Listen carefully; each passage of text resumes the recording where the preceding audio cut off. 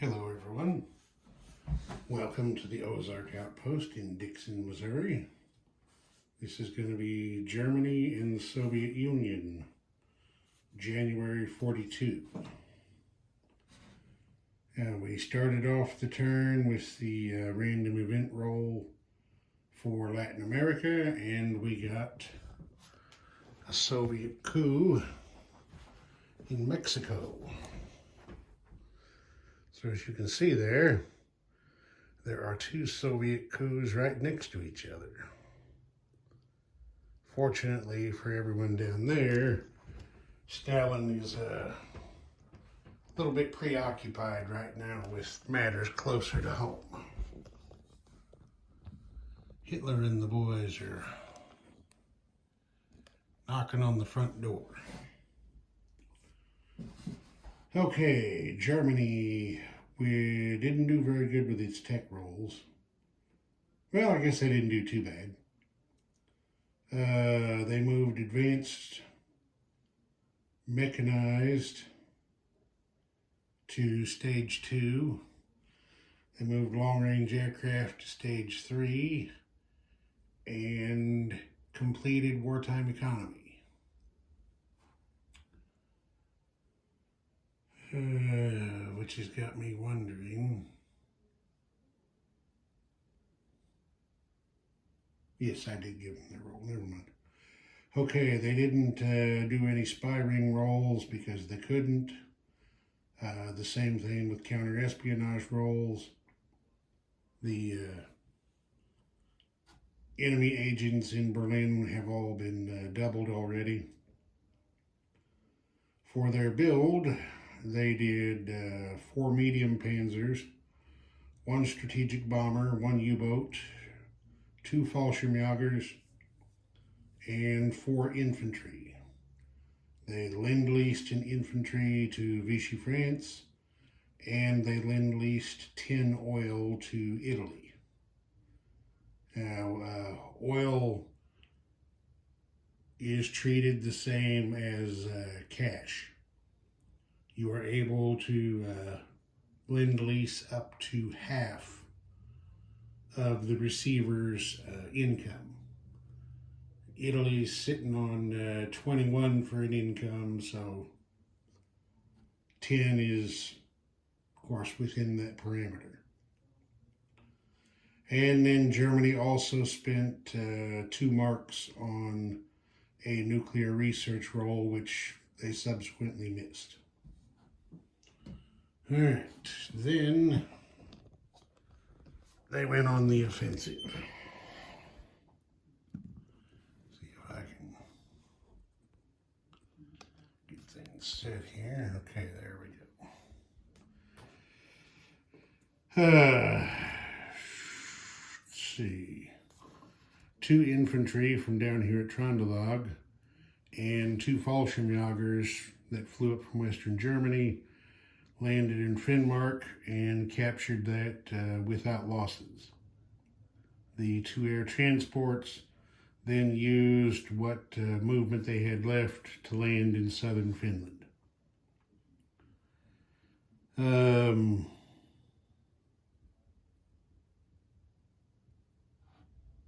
Yes. Okay, next. So they have all of Norway now. Okay, then the German offensive moved up into the Baltic states a little farther. They attacked Latvia from Lithuania and captured that with the loss of 1 infantry. Then from Lubelski, they attacked into northern Belarusia and captured that without losing anybody. Then we shift to the south a little bit here. Let's see, from southern Ukraine, they attacked eastern Ukraine and captured that for the loss of 2 infantry. which was kind of frustrating because there was just one guy there defending. Then that meant they had Kiev. Well, no, they didn't have Kiev surrounded. I forgot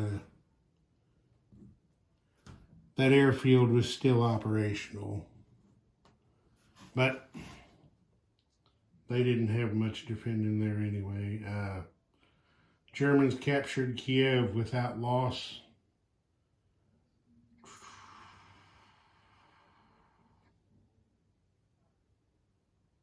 No, it is what it is. All right, so the Germans get that. And then down here in the Balkans, twist a little bit more. Zoom in, it's kind of hard to see there. I don't know if you can make it out, but the troops in Yugoslavia, supported by this fighter, attacked Macedon in Greece.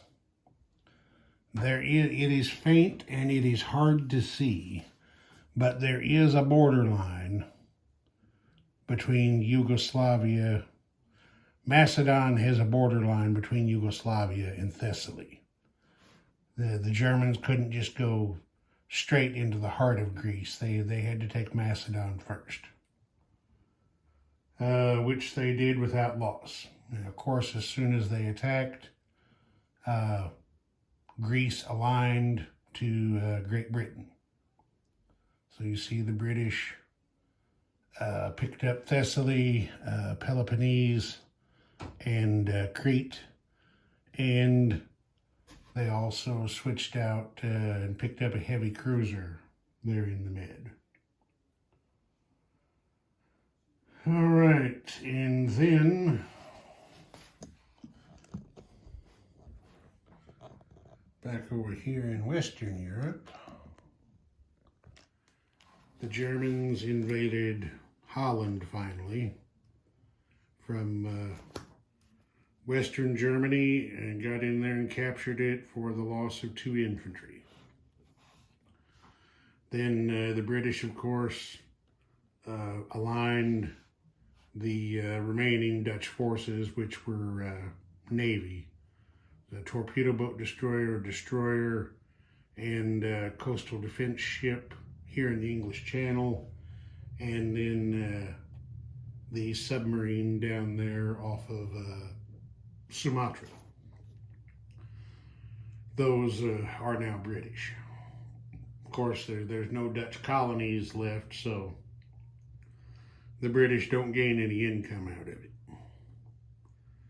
And then the Luftwaffe came over from Normandy and bombed the major factory in London.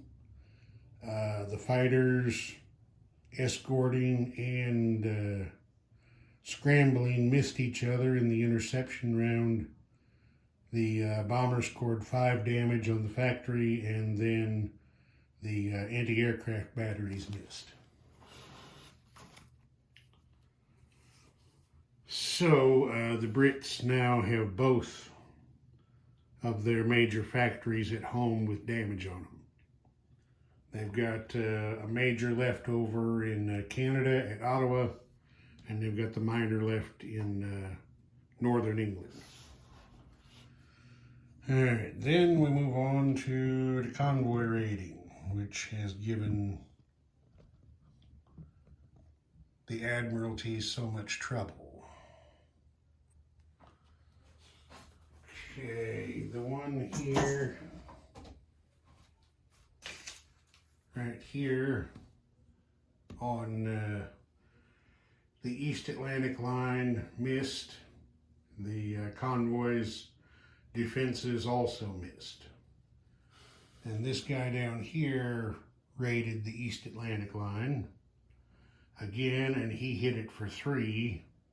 He's still there, so obviously the convoy defenses missed him. And down here, this guy hit the West Africa line for 1 damage. The defenses missed him. And then over here, way over here,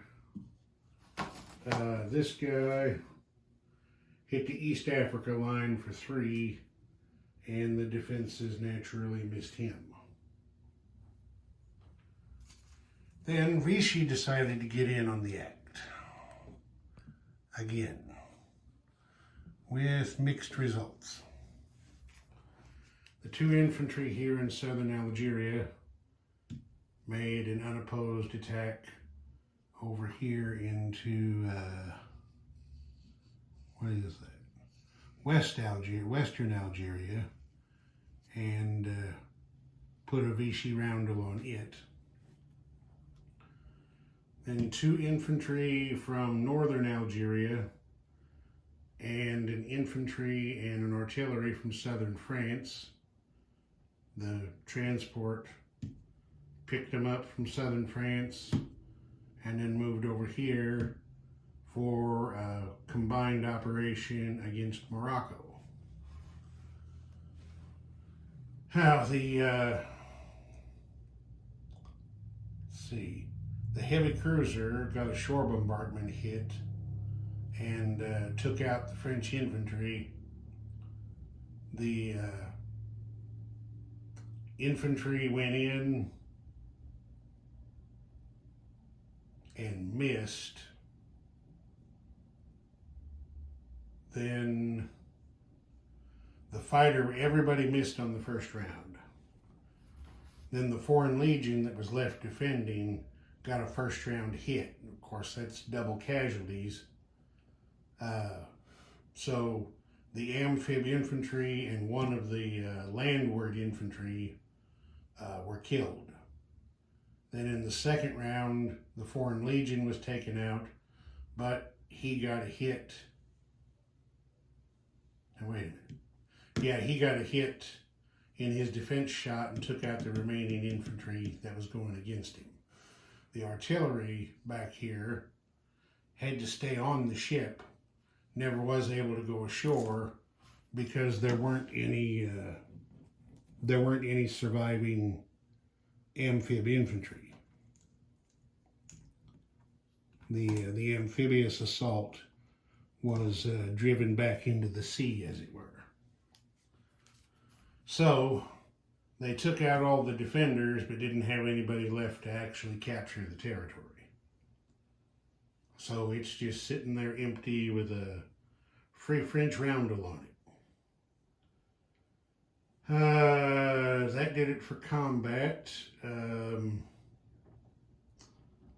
Non-combat, I moved quite a bit of stuff around. And honestly, I don't remember where I put all of it, so we're just not going to worry about it. I'll just give you a flyover. Here's what we got sitting in France. There's the Low Countries. There's Germany proper. That's 4 infantry there behind that strategic bomber you couldn't see. Over here in Poland, down in the Balkans, and European Russia, and then of course up here in Scandinavia.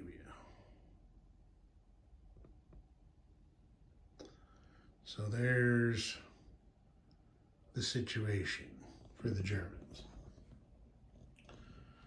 Let's see, Argentina did get its recruitment roll this time. So they picked up another infantry that went with the rest of the force there. Vichy France missed its recruitment roll. The Germans spent 5 oil and collected 9 for a net gain of 4. And then Germany, through income and bonuses and wartime economy and so on and so forth, wound up with a total of 80 marks in their bank.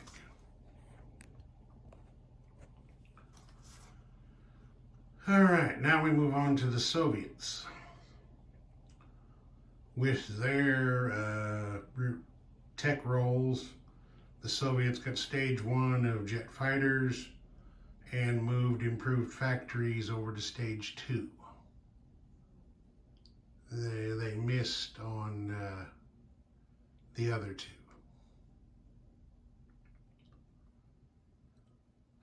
They established a spy ring in London, as their guy that had been doubled was executed on Berry's orders, so they put a new spy in there. They couldn't do any counter-espionage roles. Let's see. For their build, they did a tactical bomber, 2 fighters, 2 tanks, 5 infantry, and saved 1. Then the Chi-Coms, for their build, did 2 mountain infantry and 1 infantry. And the Soviets counterattacked the Germans in one place here. They came over here and attacked southern Belarusia and wiped the Germans out. And it cost them 4 infantry to do so. Then over here in the Baltic,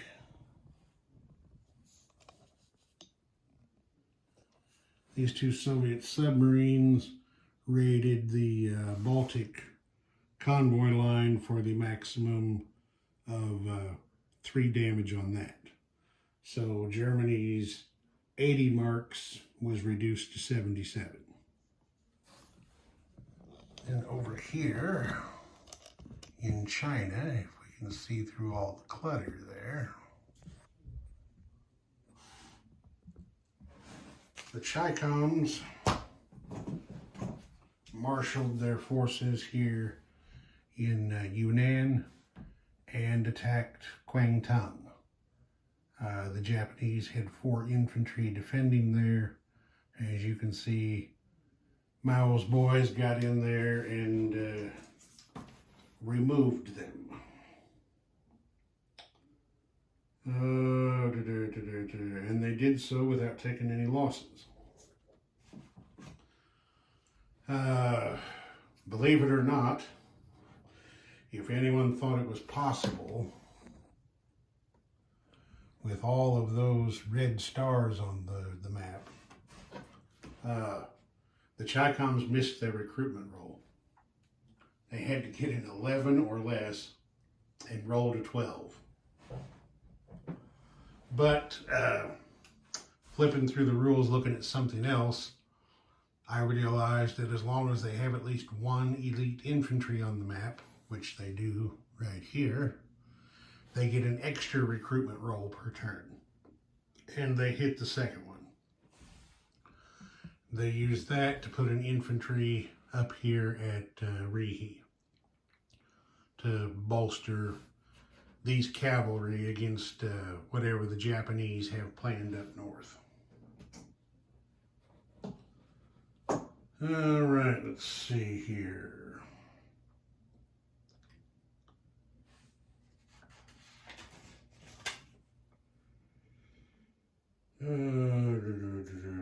Looks like that's that.